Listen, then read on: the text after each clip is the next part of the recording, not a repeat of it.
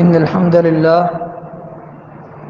نحمده ونستعينه ونعوذ بالله من شرور أنفسنا وسيئات أعمالنا من يهده الله فلا مضل له ومن يضلل الله فلا هادي له أشهد أن لا إله إلا الله وحده لا شريك له وأشهد أن محمدًا عبده ورسوله صلى الله عليه وسلم. أما بعد فإن خير الحديث كتاب الله وخير الهدي هدي محمد صلى الله عليه وسلم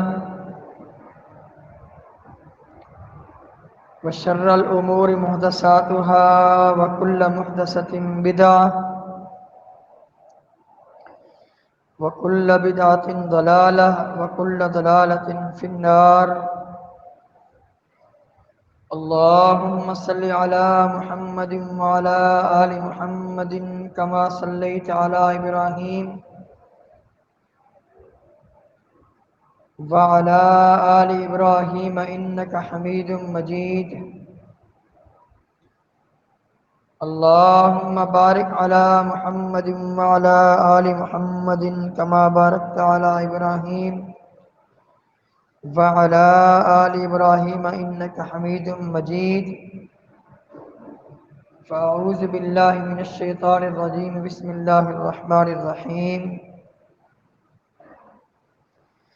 يا أيها الناس اتقوا ربكم الذي خلقكم من نفس واحدة وخلق منها زوجها وبث منهما رجالا كثيرا ونساء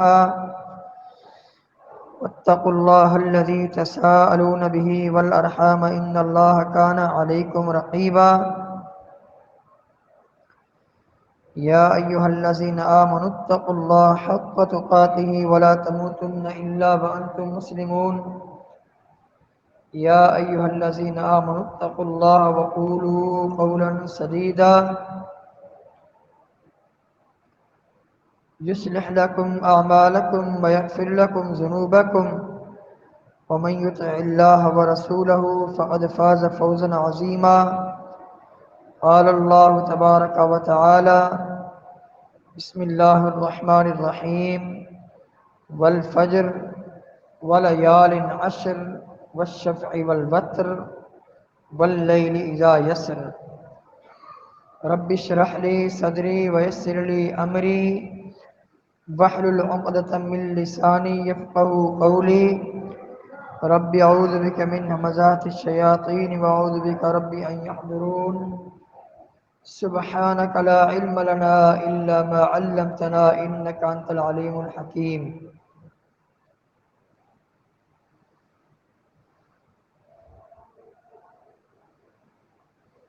اللہ تعالیٰ کے خاص فضل و کرم سے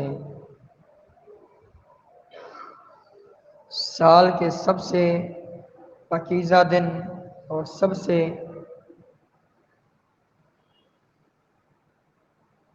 بہترین دن اور افضل ترین دن آنے کو ہیں. یہ آنے والا عشرہ ذی الحج، اس کے ابتدائی 10 دن میں جو بھی نیکی کی جائے گی وہ نیکی اللہ تعالیٰ کو اس مہینے میں جو ابتدائی 10 دن ہیں ان دنوں میں کی جانے والی نیکی سب سے زیادہ اللہ تعالیٰ کو محبوب ہوگی.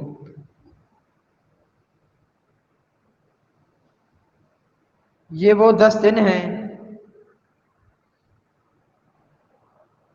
جن 10 دنوں کی اللہ تعالیٰ نے قسم کھائی ہے. اللہ تعالیٰ کا ان 10 دنوں کی قسم کھانا ان دنوں کی عظمت کی اور فضیلت کی دلیل ہے. چنانچہ اللہ تعالیٰ نے فرمایا: وَلَيَالٍ عَشْرٍ، مجھے عشرہ ذی الحج کی 10 راتیں اور 10 دنوں کی قسم یہ اللہ تعالیٰ نے قسم کھائی ہے ان دنوں کو فضیلت عطا فرمانے کے لیے، ان دنوں کی فضیلت ہمارے دل و دماغ میں بٹھانے کے لیے اللہ تعالیٰ نے ان دنوں کی قسم کھائی ہے۔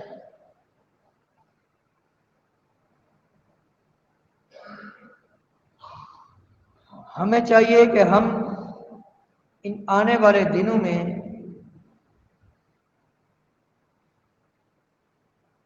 بھرپور عبادت میں محنت کریں، کوشش کریں، خاص کر کثرت سے اپنے رب کا ذکر کریں۔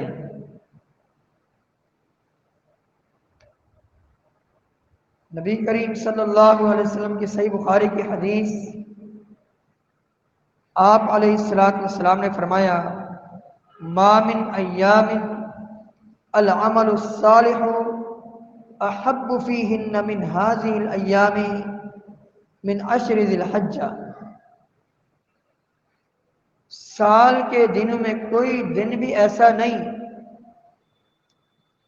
جس دن میں اللہ تعالیٰ کو اتنا عمل محبوب اور پیارا ہو جتنا اللہ تعالیٰ کو نیکیاں ان 10 دنوں میں محبوب اور پیاری ہیں۔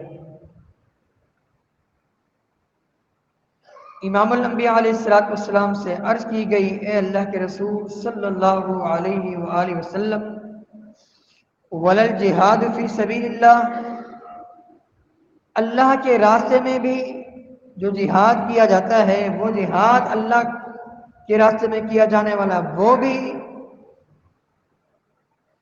ان دنوں میں کیے جانے والے نیک اعمال کا مقابلہ نہیں کر سکتا، اور وہ مجاہد فی سبیل اللہ جو مارکہ جہاد میں نکلا ہوا ہے، وہ مجاہد فی سبیل اللہ بھی اس شخص کے عمل کو نہیں پہنچ سکتا، اس شخص کی فضیلت کو نہیں پہنچ سکتا جو شخص ان 10 دنوں میں نیک اعمال سر انجام دیتا ہے۔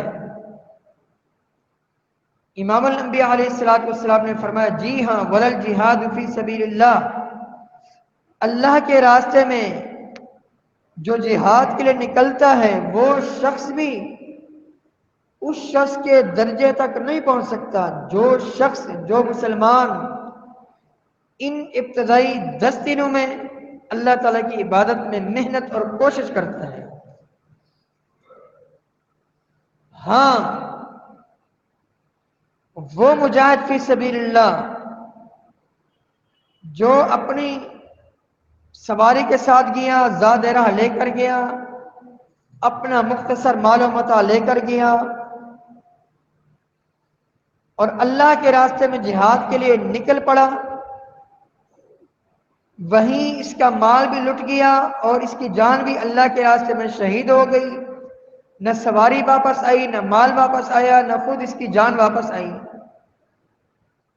یہ مجاہد فی سبیل اللہ، اس کے درجے تک کوئی نہیں پہنچ سکتا، لیکن جو اس کے علاوہ مجاہد فی سبیل اللہ جو غازی بن کر آتا ہے، وہ غازی بھی اس شخص کے درجے تک نہیں پہنچ سکتا جو شخص ان آنے والے 10 دنوں میں اللہ تعالیٰ کی عبادت میں محنت اور کوشش کرتا ہے۔ تو ان 10 دنوں کی آمد ہے، تو ہمیں چاہیے کہ ہم جس طرح عام دنوں میں عبادت کرتے ہیں، ذکر و اذکار کرتے ہیں، قرآن پاک کی تلاوت کرتے ہیں، فرائض و واجبات کی پابندی کرتے ہیں، نوافل اور تطوعات کے اہتمام کرتے ہیں، تو ہمیں ان 10 دنوں میں ان چیزوں میں اور زیادہ محنت کرنی چاہیے، تگ و دو کرنی چاہیے۔ کیا پتہ ہمارے رب کو ہمارا کیا جانے والا کوئی عمل پسند آ جائے، کوئی ہماری نیکی ہمارے رب کو پسند آ جائے اور وہی نیکی ہمارے نجات کا باعث بن جائے اور کامیابی کا ذریعہ بن جائے۔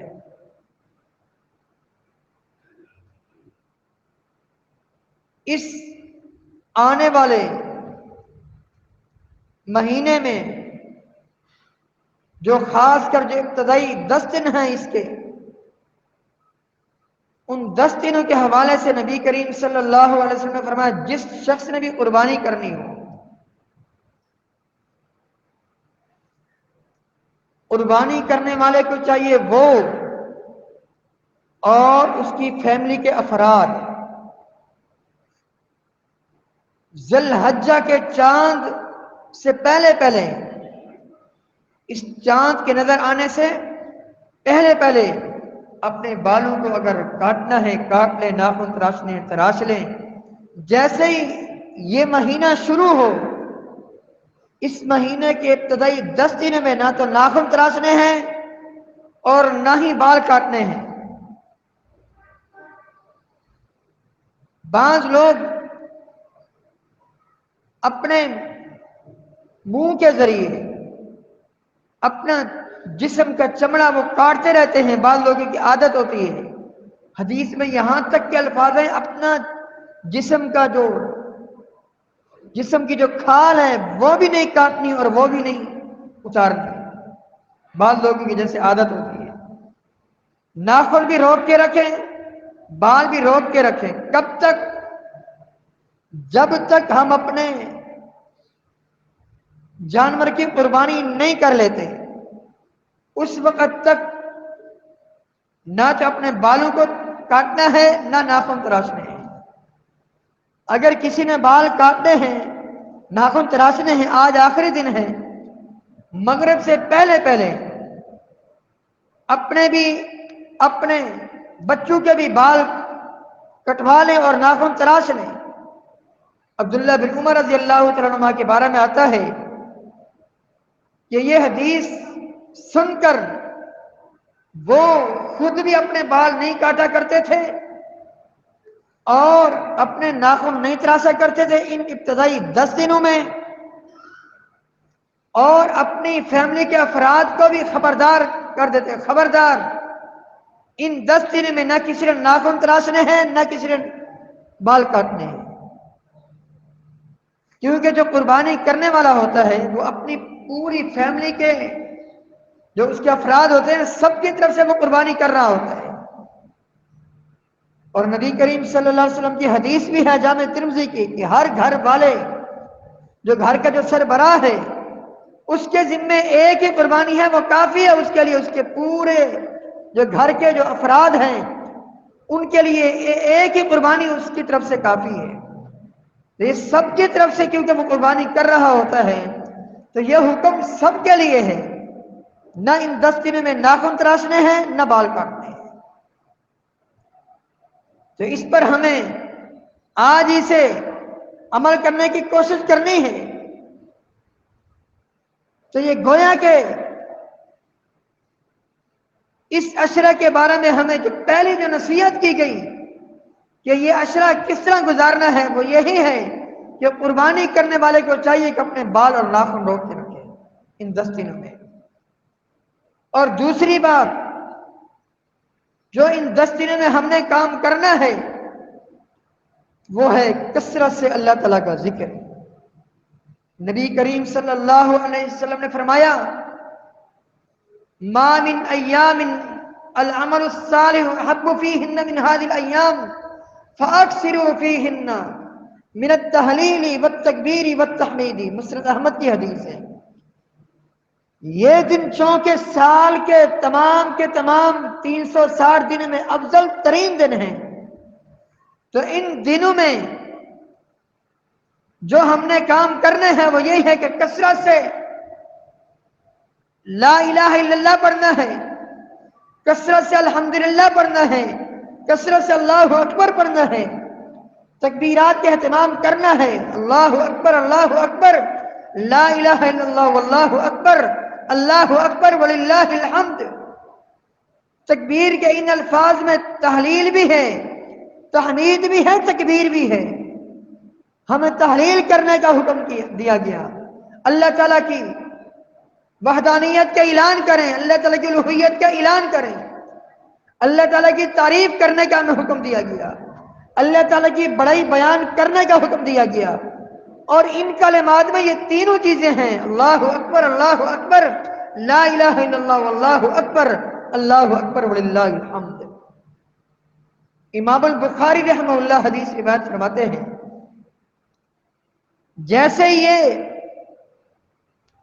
10 دن شروع ہوتے سیدنا ابو ہریرہ رضی اللہ تعالی عنہ اور سیدنا عبداللہ بن عمر رضی اللہ تعالی عنہما یہ دونوں صحابی مدینہ کے بازاروں میں نکل جاتے اور اونچی اونچی آواز سے تکبیرات کے اہتمام کرتے، اللہ اکبر لا الہ الا اللہ واللہ اکبر اللہ اکبر وللہ الحمد، اونچی آواز سے۔ شہر کے جو لوگ ہوتے، مدینہ کے جو رہنے والے ہوتے، جو کاروباری حضرات ہوتے، جو دکاندار ہوتے، وہ ان کی تکبیرات کو سن کر ان کو بھی یاد آ جاتا کہ یہ جو دن ہے یہ تکبیرات کے دن ہے، اور اللہ تعالیٰ نے بھی حکم دیا ہے ان دنوں میں اللہ تعالیٰ کا ذکر کرنے کا۔ وَيَذْكُرُ اسْمَ اللَّهِ فِي أَيَّامٍ مَّعْلُومَاتٍ عَلَىٰ مَا رَزَقَهُم مِّن بَهِيمَةِ الْأَنْعَامِ، اللہ تعالیٰ نے فرمایا ایام معلومات میں یہ اپنے رب کا ذکر کریں، اللہ تعالیٰ کا ذکر کریں۔ ایام معلومات سے مراد یہی ابتدائی 10 دن ہیں، ان ابتدائی 10 دنوں میں اپنے رب کو یاد کرنا ہے اور کثرت سے اللہ تعالیٰ کا ذکر کرنا ہے۔ ذکر کے حوالے سے جو بات بتائی جا رہی ہے وہ یہی ہے کہ کثرت سے تکبیرات کا اہتمام کرنا ہے، اللہ اکبر لا الہ الا اللہ واللہ اکبر وللہ الحمد، اور پھر سبحان اللہ والحمد للہ ولا الہ الا اللہ واللہ اکبر لا حول ولا قوت الا باللہ۔ ذکر کے جو الفاظ نبی کریم صلی اللہ علیہ وسلم سے ثابت ہیں وہ کثرت سے ہمیں پڑھنے چاہیے۔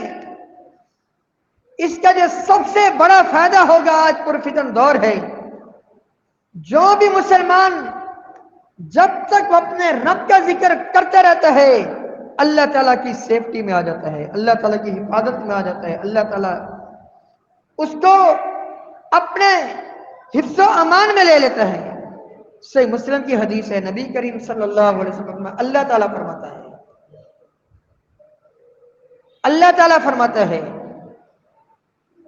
وَأَنَا مَعَهُ إِذَا ذَكَرَنِي، جب بھی میرا بندہ میرا ذکر کرتا ہے میری مدد، میری نصرت، میری تائید، میری حفاظت میرے بندے کے ساتھ ہوتی ہے۔ یہ حدیث قدسی ہے، اللہ تعالیٰ فرماتا ہے، اور فرمایا اگر میرا بندہ مجھے یاد کرتا ہے میں اسے یاد کرتا ہوں۔ یا ایھا الذین آمنوا اذکروا اللہ ذکرا کثیرا، ایمان والو کثرت سے اللہ کا ذکر کیا کرو۔ کیوں؟ فرمایا فاذکرونی اذکرکم، تم مجھے یاد کرو میں تمہیں یاد کروں گا، اور جسے اللہ یاد کرے دنیا کی کوئی طاقت اس کو نقصان پہنچا سکتی ہے؟ نہیں، وہ تو اللہ تعالیٰ کی حفاظت میں آ گیا، وہ تو اللہ تعالیٰ کی طرف سے سیفٹی میں آ گیا، اللہ تعالیٰ نے اس کی حفاظت فرمائی۔ تو یہ دن جن کی آمد ہے، ان دنوں میں جہاں اور بہت ساری نیکیاں ہمیں کرنی ہے، خاص کر ہمیں اپنے رب کو یاد کرنا ہے، اپنے رب کا ذکر کرنا ہے۔ اور پھر یقیناً ہمارے دوست و احباب کچھ ایسے ہیں جنہوں نے اپنی قربانی کے جانور خرید لیے، کچھ ایسے ہیں جنہوں نے اپنی قربانی کے جانور خریدنے ہیں، خریدنے کے ارادے سے وہ یقیناً خریدنے کا ان کا ارادہ ہے، خریدنے کے ارادے میں ہے، وہ نیت میں ہے، تو ان کے لیے یہ نصیحت ہے کہ جانور خریدنے سے پہلے اپنی نیت کو خالص کر لیں۔ بھلے وہ جانور 20 25 30 ہزار کا ہو، لاکھوں کی قربانیاں لینے کی بجائے آپ ہزاروں کی قربانی کا جانور لیں اور اس میں اخلاص ہو۔ یقین جانیں اگر اخلاص نہیں، ریاکاری ہے، تو پھر ہزاروں کی کیا لاکھوں کی کروڑوں کی جانوروں کی قربانیاں بھی رائے گاہ جائیں گی۔ کیوں؟ اس لیے کہ اللہ تعالیٰ کا فرمان لن ينال اللہ لحومها ولا دماؤها ولكن يناله التقوى منكم، اللہ تعالیٰ کو تمہاری قربانی کے جو جانور ہیں نہ تو اللہ تعالیٰ کو ان قربانیوں کا گوشت پہنچتا ہے نہ خون پہنچتا ہے. گوشت تم کھاتے ہو, تمہارے دوست و احباب رشتے دار کھاتے ہیں, اور خون نالیوں ندیوں اور روڈوں پر بہہ جاتا ہے. اللہ تعالیٰ کو جو چیز پہنچتی ہے وہ تمہارے دل کا اخلاص پہنچتا ہے. تو قربانی سے پہلے اپنی نیت کو خالص کر لیجئے. انما الاعمال بالنیات وانما لکل امرئ ما نوی. نبی کریم صلی اللہ علیہ وسلم نے فرمایا تمام کے تمام اعمال کا دار و مدار نیتوں کے ساتھ ہے. ہر ایک شخص کو وہی کچھ ملے گا جس کی اس نے نیت کی ہو. اگر نیت میں فطور آ گیا, بڑے سے بڑا قربانی کا جانور, اس کے پیسے ضائع ہو سکتے ہیں, یہ قربانی ضائع ہو سکتی ہے. اگر نیت میں اخلاص ہے, ریاکاری نہیں ہے, تو دوسری چیز جس کی طرف ہمیں توجہ دینی ہے وہ ہے پوری زندگی نبی کریم صلی اللہ علیہ وسلم کی سچی اتباع, سچی پیروی, آپ کی اطاعت. وہ قربانی کا جانور جو نبی کریم صلی اللہ علیہ وسلم کی سنت سے ہٹ کر ذبح کیا گیا, آپ کے طریقے سے ہٹ کر اس کی قربانی کی گئی, وہ بھی قربانی کے اجر و ثواب تک نہیں پہنچے گا. صحیح بخاری ہی کی حدیث, ابو بردہ بن نیار رضی اللہ تعالیٰ عنہ جو برا بن عازب رضی اللہ تعالیٰ عنہ کے خالو تھے, ان سے غلطی ہو گئی. انہوں نے عید کی نماز سے پہلے اپنی قربانی کے جانور پر چھری پھیر دی, قربانی کا جانور ذبح کر لیا. نبی کریم صلی اللہ علیہ وسلم کو پتہ چلا, آپ علیہ الصلوۃ والسلام نے صحابی کے اخلاص کو نہیں دیکھا, حالانکہ اخلاص ہے, یہ نبی کریم صلی اللہ علیہ وسلم کے صحابی ہے, متقی ہے, پرہیزگار ہے. جب نبی کریم صلی اللہ علیہ وسلم کو پتہ چلا کہ اس اللہ کے بندے سے غلطی ہو گئی, میری سنت کے مطابق اس نے قربانی نہیں کی, میری سنت کیا ہے عید کی نماز کے بعد قربانی کرنا, اس نے عید کی نماز سے پہلے قربانی کے جانور پر چھری پھیر دی. آپ نے فرمایا تل کا شات کا شات لحم, یہ عام دن میں کٹنے والی بکری ہے, اس کے علاوہ اس کی کوئی حیثیت نہیں ہے. اگر قربانی کرنی ہے میرے طریقے کے مطابق کرنی ہوگی. قربانی کرنے والے کو یہ سوچنا چاہیے کہ میری زندگی بھر کی جو محنتیں ہیں, جو میں نیکیاں کر رہا ہوں, جو میں نے طریقہ اپنایا ہوا ہے, وہ طریقہ میرے پیارے پیغمبر صلی اللہ علیہ وسلم کا ہے یا نہیں. اگر ہے تو الحمدللہ, اخلاص ہے تو اللہ کا شکر ادا کریں. یہ دونوں چیزیں اپنانی ہیں, قربانی سے پہلے کریں. تیسری چیز, قربانی کرنے والے کو چاہیے کہ وہ قربانی کا جانور جو خرید رہا ہے وہ حلال کے پیسوں سے خریدے. حلال کے پیسوں سے اللہ تعالی قربانی قبول فرمائے گا. جس کا کھانا پینا پہننا حرام کا ہے, جس کا خرچ کرنا حرام کا ہے, اللہ تعالیٰ کو اس کے خرچ کی, اس کی نیکی کی کوئی ضرورت نہیں. نبی کریم صلی اللہ علیہ وسلم نے فرمایا ان اللہ طیب لا يقبل الا طیبا, اللہ تعالیٰ پاک ہے اور اللہ تعالیٰ صرف اور صرف اس کو قبول فرماتا ہے, اس خرچ کو قبول فرماتا ہے جو حرام نہ ہو, جو حلال ہو اور پاک ہو. اور پھر نبی کریم صلی اللہ علیہ وسلم نے ایک واقعہ سنایا. سابقہ زمانے میں سے کسی زمانے میں ایک بندہ ہے, دور دراز سے چل کر بیت اللہ کی طرف جاتا ہے, جس کے بارے میں نبی کریم صلی اللہ علیہ وسلم نے فرمایا جس کا کھانا حرام کا, پینا حرام کا, پہننا حرام کا, دعائیں کر رہا ہے, دور دراز کے علاقے سے گیا, بیت اللہ میں گیا, جا کر دعائیں کر رہا ہے. اللہ کی طرف سے اعلان ہوا تیرا کھانا پہننا پینا حرام کا, فَأَنَّا يُسْتَجَابُ لِذَلِكَ, تیری دعائیں کیسے قبول ہوں. تو قربانی کرنے والے کو چاہیے کہ اس کا کاروبار سود کا کاروبار نہ ہو. جس کا سود کا کاروبار ہوگا اس کا جب تک وہ سودی کاروبار کر رہا ہے, سود کھا رہا ہے, سود لکھ رہا ہے, یا سود پر گواہ ہے, یا سود کھلا رہا ہے, چاروں پر نبی کریم صلی اللہ علیہ وسلم لعنت ہے. اور وَهُمْ سَوَاءٌ, یہ چاروں برابر ہیں لعنت میں. سود کھانے والا, کھلانے والا, سودی کاروبار لکھنے والا اور سود پر گواہی دینے والا, یہ چاروں فرمایا ملعون ہیں. اور چاروں قسم کے لوگ اللہ تعالیٰ کے ساتھ ان کا اعلان جنگ ہے, اللہ کے رسول علیہ السلام کے ساتھ اس کا اعلان جنگ ہے. یہ قرآن پاک میں ہے. اگر اس کا کاروبار سود کا ہے، حرام کا ہے، فراڈ کا ہے، دھوکے کا ہے، ڈاکہ ڈال کر چوری کر کے مال جمع کیا ہوا ہے، فراڈ کر کے مال جمع کیا ہوا ہے، 2 نمبری سے مال کمایا ہوا ہے، یاد رکھے اس کی کوئی نیکی قابل قبول نہیں۔ یہ اللہ تعالیٰ کا اعلان ہے، اللہ تعالیٰ نے خود اپنے مقدس کلام میں فرمایا، یا ایھا الذین آمنوا لا تاکلوا اموالکم بینکم بالباطل، اے لوگوں آپس میں باطل طریقے سے مال مت کھاؤ، کھاؤ گے تو کل قیامت کے دن اس کا جواب دینا ہوگا۔ چوتھی چیز جو قربانی کرنے والے کو، قربانی کا جانور خریدنے والے کو جو اختیار کرنی ہے وہ یہ ہے کہ قربانی سے پہلے شریعت نے نماز کا حکم دیا۔ ابھی حدیث بتائیے، ایک صحابی نے نماز سے پہلے قربانی کا جانور ذبح کیا، آپ نے کیا فرمایا؟ تیری عام دنوں میں کٹنے والی بکری ہے۔ قربانی کرنے والے کو یہ ذہن دیا گیا پہلے نماز ہے پھر قربانی، پہلے نماز کی طرف توجہ دیجئے، فرائض و واجبات کی پابندی کیجئے، اور یہاں عید کے دن بھی خطبہ بعد میں ہے، نماز پہلے ہے۔ عید کا خطبہ بعد میں ہے، قربانی خطبے کے بھی بعد ہے، پہلے نماز ہے۔